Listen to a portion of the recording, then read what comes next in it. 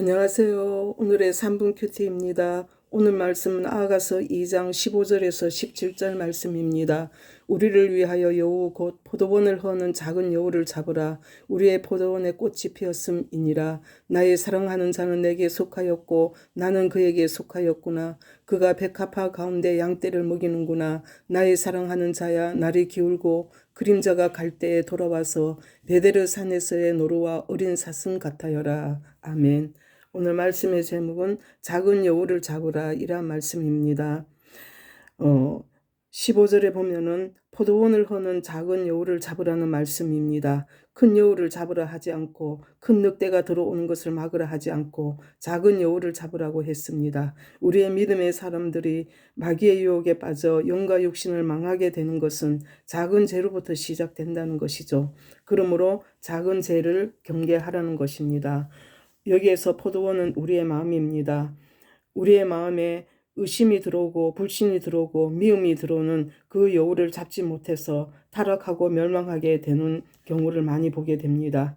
우리의 마음에 작은 여우, 즉 작은 죄가 들어오지 못하도록 해야 될 줄 믿습니다.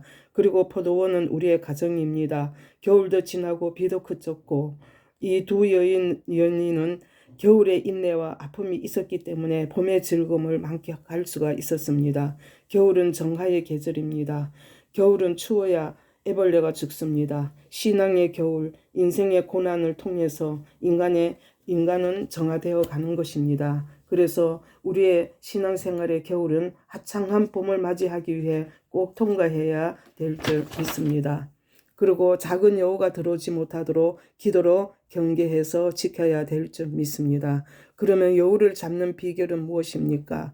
죄의 생각을 버려야 된다는 것이죠. 모든 죄가 생각을 통해서 침투해 와서 사람을 사로잡습니다. 생각은 행동을 낳고 행동은 습관을 낳고 성품을 낳게 됩니다. 그의 운명을 결정하게 되는 것이죠. 그래서 잠언 4장 23절에 무릇 지킬 만한 것보다 더욱 내 마음을 지키라. 생명의 근원이 이에서 남이니라고 했습니다.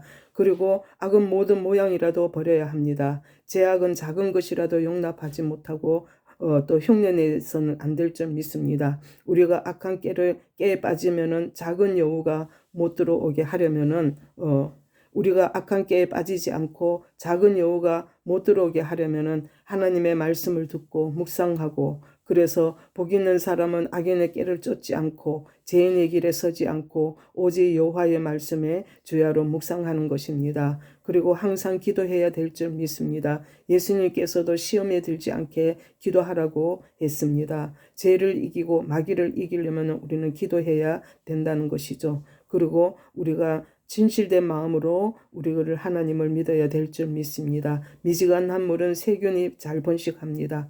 끓는 물, 찬 냉수 그러한 것에는 균이 번식하지 못합니다. 우리가 진실되게 뜨겁게 믿어야 마귀가 침투해 오지 못하는 것입니다. 너희가 차지도 않고 뜨겁지도 않으면 내 입에서 토해서 내치리라고 했습니다.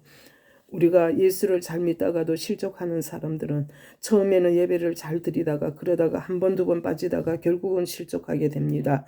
그러므로 우리의 작은 여우가 침범하지 못하도록 신앙생활에 틈을 주지 않고 우리의 마음과 가정을 우리가 잘 지켜서 작은 여우로부터 지켜나가야 될 줄 믿습니다. 아멘.